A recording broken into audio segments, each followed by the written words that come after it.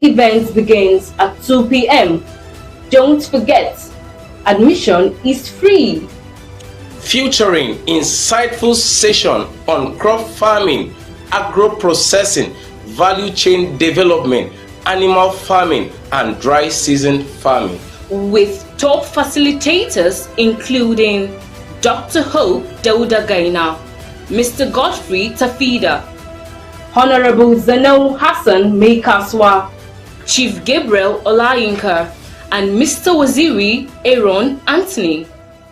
Don't miss this opportunity to unlock.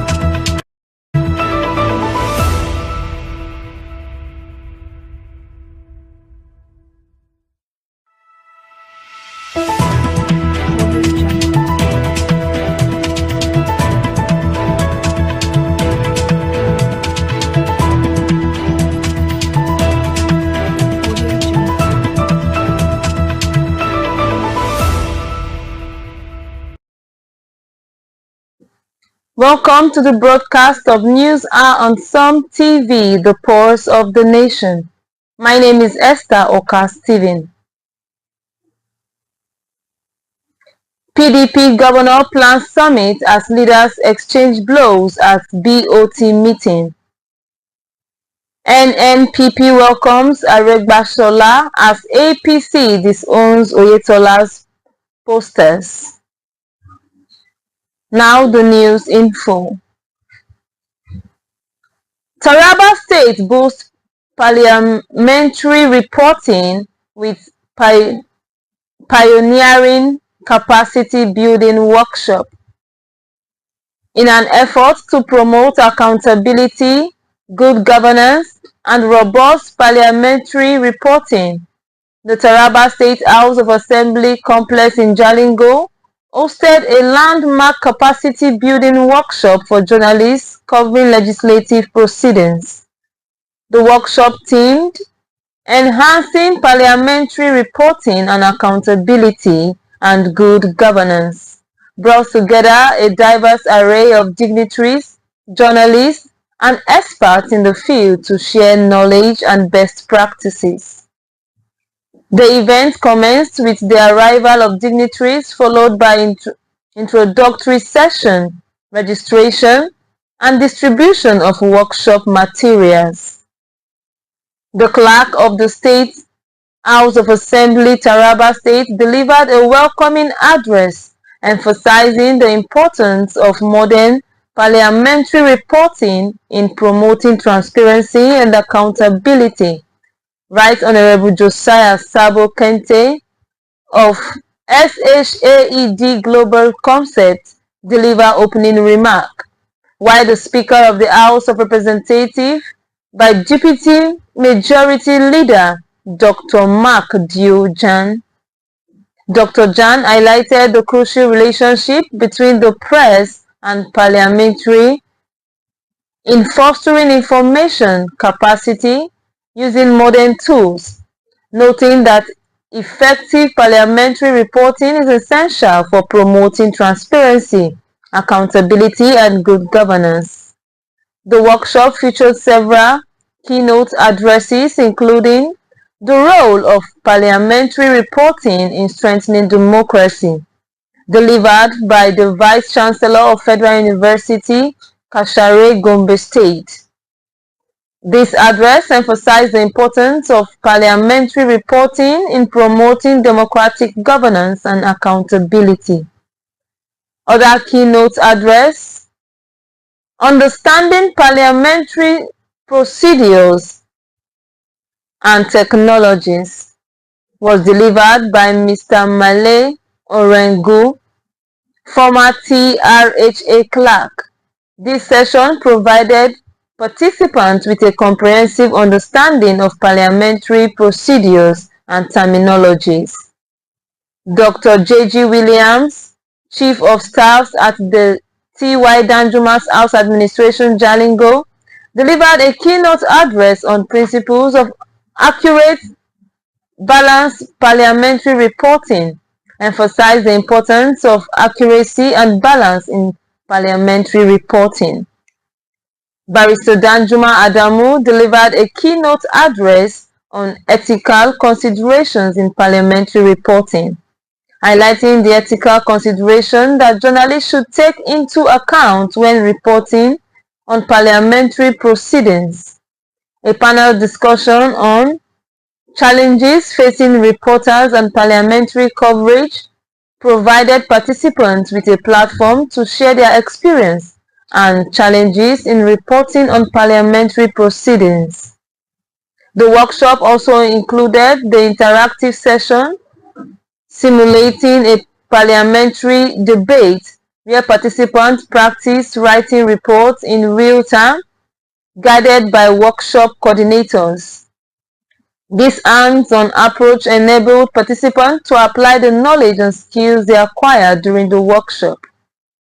The event concluded with closing remarks and announcements, marking a significant step towards enhancing the capacity of journalists to report on parliamentary proceedings effectively, prompting accountability and good governance in the process. Cross River State 10th Assembly vowed to collaborate with local government chairmen on grassroots development. Cross River State 10th Assembly has pledged to work closely with local government chairmen to drive grassroots development in the state. This commitment was made during a meeting between the Assembly's Public Accounts Committee and the Chairman of Council, held at the Assembly's complex in Calabar. Speaker of the House, Right Honorable Elvet Ayembem, emphasized the importance of human capital development, good governance, and accountability. He advised chairmen along in running their council and to ensure proper spread of appointments approved for them in the local government law. Ayembe stressed that Governor Senator Bassi Otu is committed to improving the well-being of Cross Riverians, particularly those in rural areas. He called on the chairman to support the governor's plan, saying, "Our governor is doing a lot to improve the state. He needs the support of everyone." The chairman of the Public Accounts Committee, Honorable Ode Brian Vona, congratulated the chairman on their victory in the local government elections.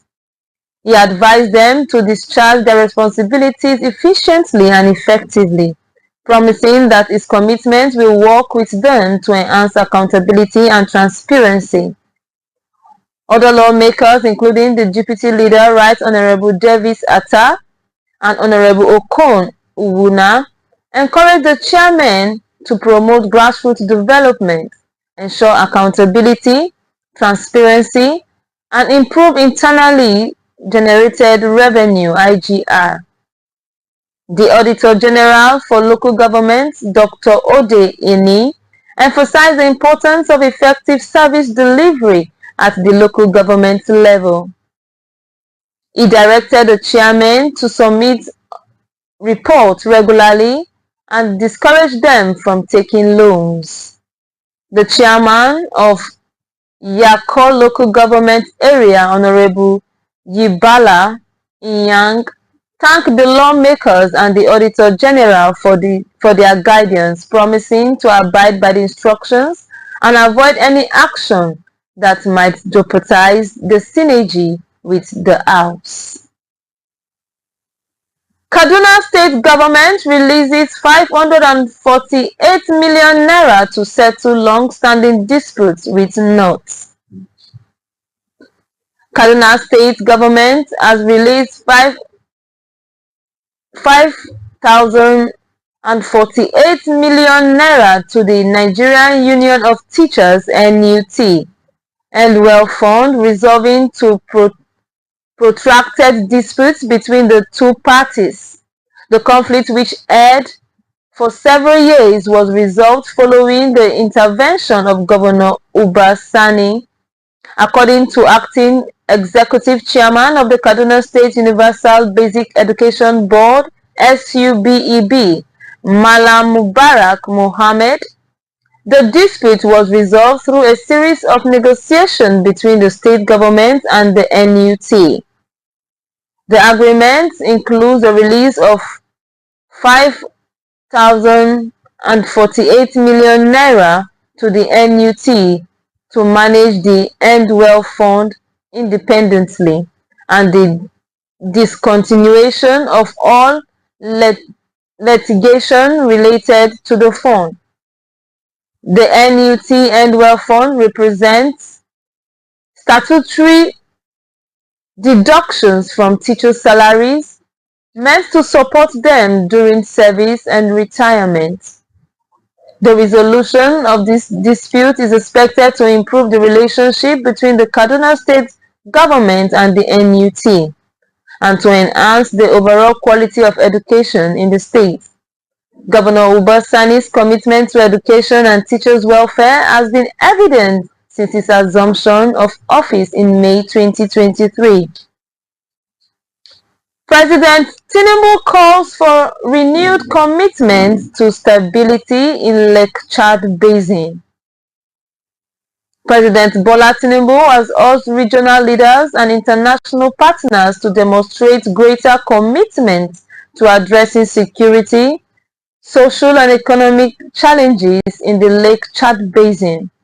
Speaking at the 5th meeting of the Lake Chad Basin Governors Forum LCBGF in Maiduguri, Tinubu emphasized the need for sustained cooperation, effective governance, and investment in development to ensure lasting peace and stability in the region. Represented by Vice President Kashim Shettima, the President highlighted the progress made through the implementation of the regional stabilization strategy, recovery, and resilience initiatives. He acknowledged the nagging problem of insecurity, climate change, and mass displacement affecting the region. The Lake Chad Basin is at a crossroad. The stability of this region is paramount not only to the countries that share its border, but to Africa and the world at large, Tinubu said.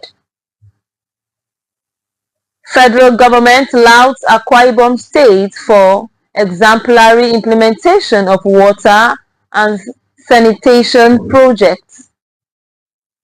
In a significant development, the federal government has commended Akwa Ibom State for its outstanding efforts in implementing water and sanitation projects. The Minister of Water Resources and Sanitation, Professor Joseph Otsiv, expressed his appreciation for the state's commitment to improving the lives of its citizens through enhancing access to clean water and sanitation facilities. Speaking at the 32nd Conference of the National Council on Water Resource and Sanitation in Oyo, Akwa Ibom State, Professor Utif praised Governor Umo Eno for his administration's prompt payment of funding to support federal projects in the state. This gesture, according to the minister, demonstrates the state government's dedication to addressing the water and sanitation needs of its people. The minister outlined several projects slated to commence in Akwa Ibom State, which are expected to significantly improve the state's water resource and sanitation infrastructure.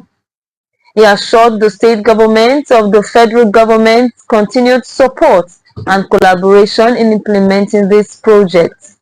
In his response, Governor Umo Eno reaffirmed his administration's commitment to supporting initiatives that promote water resources and sanitation in the state. Taraba State marks World Neglected Tropical Diseases Day 2025 with renewed commitment to combat devastating diseases. In a significant move, efforts to raise awareness and combat the devastating impact of neglected tropical diseases (NTD) Zero Normal Initiative organization an event to mark World NTD Day 2025 at Shettima College of Health, Magami, Jalingo. The event brought together students, healthcare professionals, and community leaders to discuss the scourge of NTDs and ways to prevent and control them. According to the World Health Organization, NTDs affect over 1.7 billion people worldwide, with over 800 million people requiring treatment for at least one NTD. The economic burden of NTDs is estimated to be over $100 billion annually, with the majority of this burden falling on the poorest countries. One of the NTDs highlighted during the event was Noma, a deadly facial infection that has been sweeping through Nigeria, leaving a trail of destruction and death in its wake. Noma primarily affects young children and has a staggering 90% fatality rate if left untreated. Sumtv correspondent files in the report. 2025 was commemorated at Shettima College of Health and Technology in Jalingo.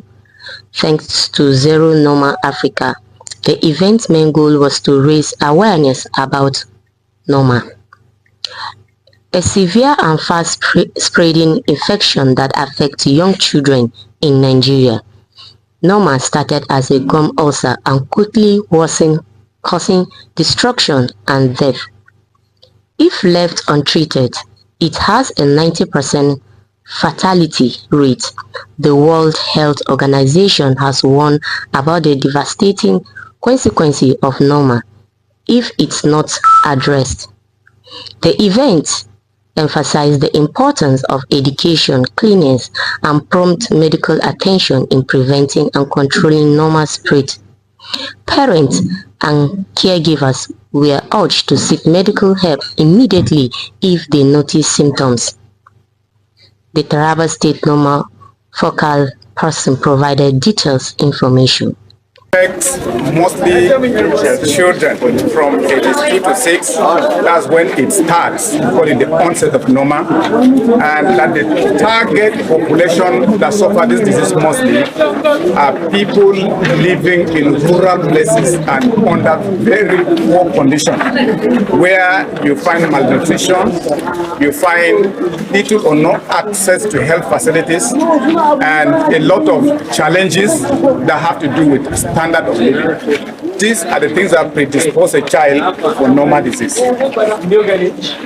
First of all, at the onset, Noma begins like a small ulcer, a small wound, either inside the mouth or any part of the face, and it progresses by that wound deteriorating, decaying, to the point that that part of the body falls off completely, leaving behind a very big opening. Now, the progression or the symptoms are that, first of all, this child is going to be seen or to be noticed to be a child that is underfed. That's one thing. Secondly, the oral hygiene of that child is very poor and very low. These are the symptoms. And then the mouth is very, very smelly, offensive odor from the mouth. The child may be salivating anyhow. The hair of the child becomes brownish, so to say. These are the symptoms that already make you suspect Noma. Yes. When you talk about causes, just like other diseases that are caused by biotics, bacteria, viruses, fungi, and others, the case of Noma is different. Noma has not yet been connected to any of these living organisms, but that it is caused by a combination of factors, principal among which is poverty and malnutrition. When the child is not properly taken care of, both in terms of feeding and in terms of oral hygiene, this becomes the risk factor that will bring this child down. Like Noma, when there's a suspicion, bring the child for experts to screen that child. We will examine the child, we will screen the child to be sure that this is Noma and not congenital disease. It is not leprosy, it is not cleft palate or lip palate. It's not another thing that looks like Noma, but we need to confirm it is Noma before we go ahead. Once Noma has started, If it is handled early enough, normal antibiotics can treat normal. In fact, ampicillin, amoxicillin, and all of those front-line antibiotics can just treat it normally like any other dental problem. But beyond that, it will require experts. It will require those that will know how to handle normal, including surgeries and rehabilitation in tertiary hospitals. So, who has undertaken to bring this up now? For every other person watching us, we want to ask that you become an advocate of normal case searching. Go around in the villages, in the rural places, in hard-to-reach areas, see cases that look like normal. Whenever you suspect, we are going to give you a number, we are going to give you a link where you can contact us. We will come there to look for the patient and know how to take over from there. Number again, 07038829333. That's 333 at the end. The event successfully raised awareness about Norman's devastating effects on young children in Nigeria. The student appreciated the effort, acknowledging the importance of this information. The registrar, Shetima College of Health Science and Technology, Jalingo, applauded the organizers of the campaign for their magnanimous efforts, saying the lecture delivered has added value to them. Zero normal initiative. I think we have came here today to do a very wonderful job, because I myself, there's some certain things I never knew about, likewise my students, but today I think we are much more exposed that some certain disease being affected individual is as a result of a childhood disease which has grown to some extent, and they have come to enlighten both the staffs and the students about it, and we are very happy about the new development. Also speaking, Fatima Simon on behalf of the students. We have many knowledge in our head today, because all this while we diseases, oral flush, and the rest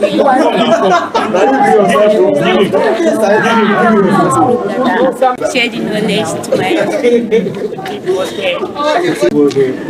I'll advise my colleagues and also my students of personal hygiene. And Yakubu reporting for Sumtv.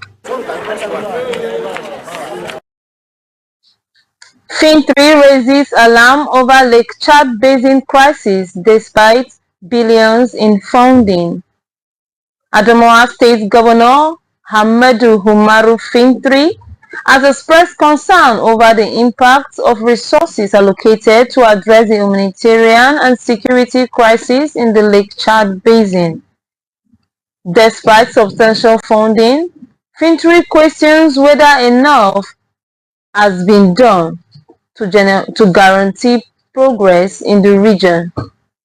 Speaking at the high-level meeting, Fin3 emphasized the need for a more results-driven approach, stressing transparency, accountability, and renewed commitment to ensuring interventions translate into tangible improvements for the people of the region. He highlighted the importance of matching the size of resources allocated with the level of progress made in responding to the crisis. Fin3's concern come as a region continues to face significant challenges including insecurity, climate change, and mass displacement. The governor's call for a more effective approach to be seen as a crucial step towards addressing these issues and ensuring a more resilient and sustainable future for the Lake Chad Basin's region. 4 kidnappers sentenced to death by hanging in Bayelsa. A Bayelsa High Court has sentenced 4 persons to death by hanging for conspiracy and kidnapping.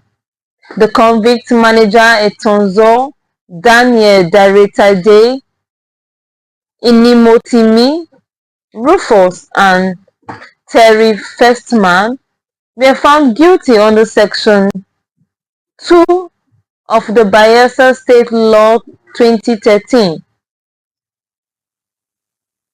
According to the police prosecution, the 4 persons raided the working site of November Dredging Company in Ayema Community, South Ijaw local government areas, with the intention of abducting the owners. Although they failed to kidnap the owner, they took the 28-year-old security hostage, forcing her to hand over 400,000 naira and later demanded a ransom of 6.5 million naira for her release. The court decision came after a diligent investigation by the anti-kidnapping squad of the Bayelsa State Police Command, which led to the arrest of gang leader Etonza and other members of the gang. Despite the convict claim of forceful obtainment of confession and intimidation, the court admitted their statements, witness statements, and confession as evidence. APC condemns Zamfara Assembly's declaration of minority leaders' seats vacant. The All Progressive Congress APC has strongly condemned the Zamfara State House of Assembly's decision to declare a minority leader seat vacant. The seat formerly occupied by Aliyu Ango Kagara was declared vacant by the Parliament on Tuesday. In a statement released by the APC spokesman in Zamfara, Yusuf Idris, the party described the Assembly's action as an embarrassment and an abuse of office. The APC alleged that the declaration was a politically motivated move aimed to silencing the opposition in the House. The party stated, "We consider the Assembly's action as a move to weed out the APC from the State Assembly. The declaration of the minority leader seat vacant was just a political reason to silence the opposition in the House." The APC also cautioned the state lawmakers that the matter may lead the party to approach a court of law for proper interpretation and to claim damages. Kogi State launches free malaria testing and treatment initiatives. Kogi State Governor Ahmed Ododo has launched a free malaria testing and treatment initiative across all local government hospitals in the state. The program aims to combat malaria and improve healthcare access for residents. At the launch ceremony, Governor Ododo described the initiative as a key strategy to enhance public health outcomes. The launch of his initiative marked the beginning of a comprehensive campaign to provide free malaria testing and treatment in government hospitals, he stated. The State Commissioner for Health, Dr. Abdulaziz Adeza, highlighted the devastating impact of malaria in Nigeria, citing alarming statistics.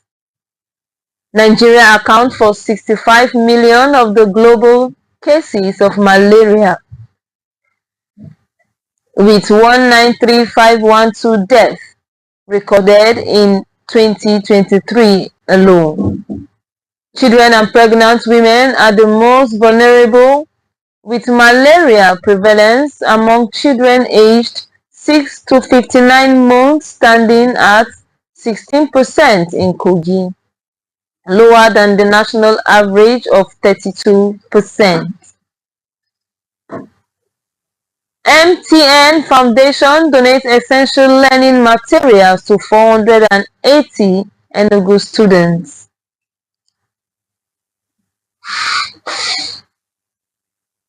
In a bid to enhance education and support students in Enugu, MTN Foundation has donated essential learning materials to 480 junior secondary school students of Government Secondary School GSS Enugu. The donation is part of the MTN Empower Foundation Learning Support Materials Initiatives agenda, designed to empower new students of junior secondary school with essential academic tools. Regional Manager, Operations Southeast MTN, Kalima Inino emphasized the importance of the initiative, stating that it contributes to MTN's mission of enhancing education. He encouraged the students to pursue excellence and assured them that there is still hope and a better future for those in public schools. The governor's wife, Nkechi Nyere Mba, represented by the Senior Special Assistant to the Governors on Special Duties, Chidinma Igwenu, commended MTN's foundation for its continuous efforts in giving back to society, particularly through education. The principal of the school, Barrister Ijeoma Onigbo, expressed gratitude for the donation, stating that the learning material would be valuable in supporting the students' academic journey. MTN Foundation has been actively involved in various initiatives aimed at enhancing education and empowering students in Nigeria. Some of their notable projects include the MTN Scholarship Scheme, which provides academic scholarship for students studying science and technology disciplines and blind students, and the MTN Yellowpreneur, a collaboration with the Bank of Industry to empower Nigerian female entrepreneurs. Ebonyi State government imposes 50,000 naira fine for discriminate waste disposal. In a bid to maintain environmental cleanliness and safety, the Ebonyi State government has banned indiscriminate dumping of refuse in the capital city, Abakaliki. Defaulters will be required to pay a fine of 50,000 naira or face persecution by the State Environmental Sanitation Court.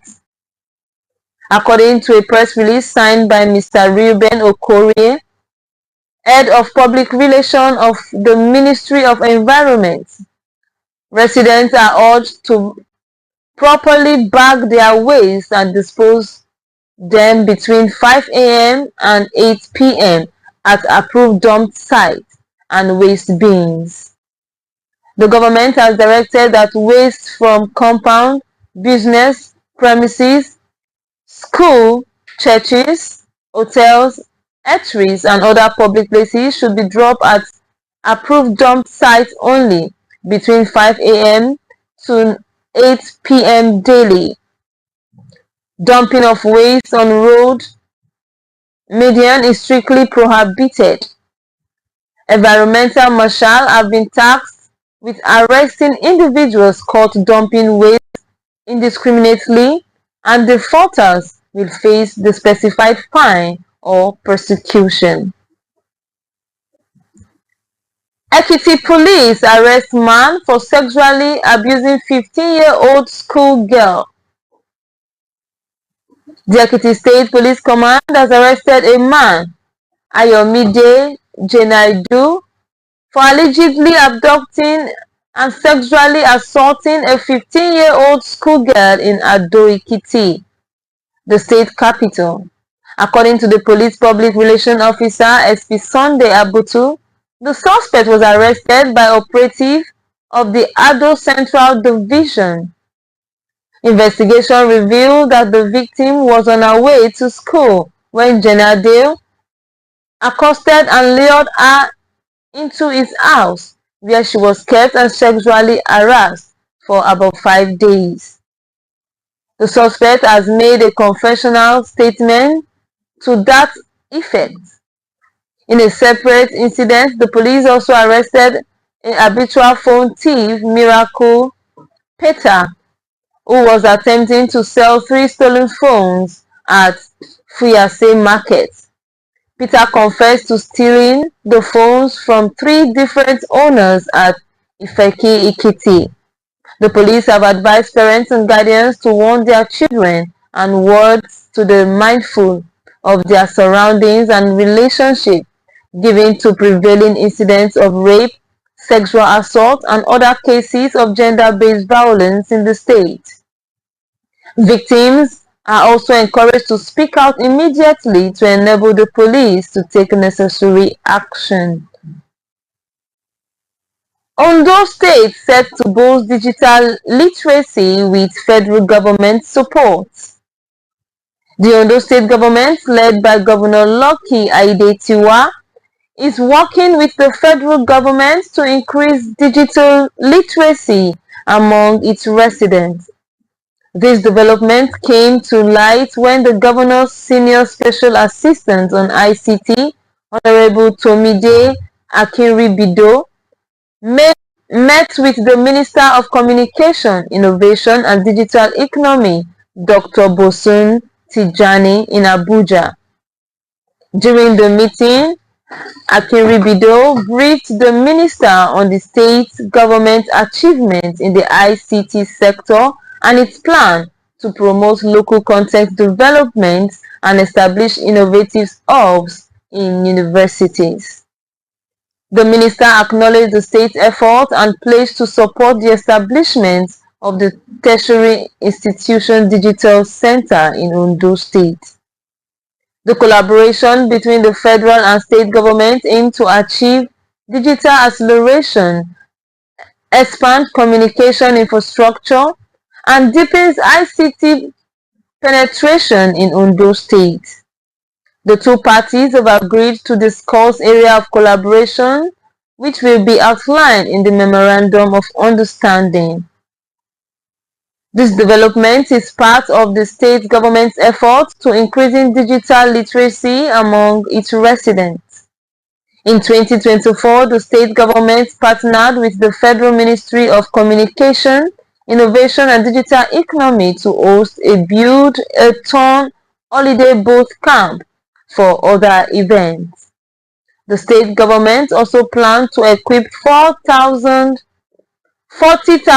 residents with various ICT skills in 2025.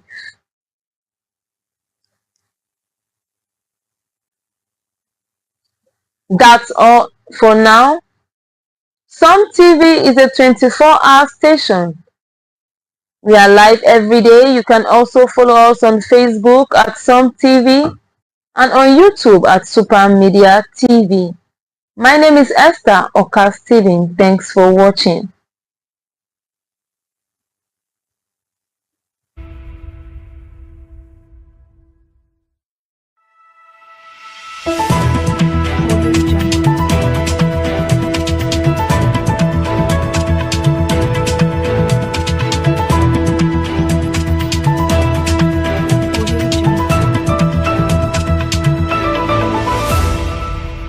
Of your home. And guess what? It is affordable, reliable and fast. They run a 24-hour service.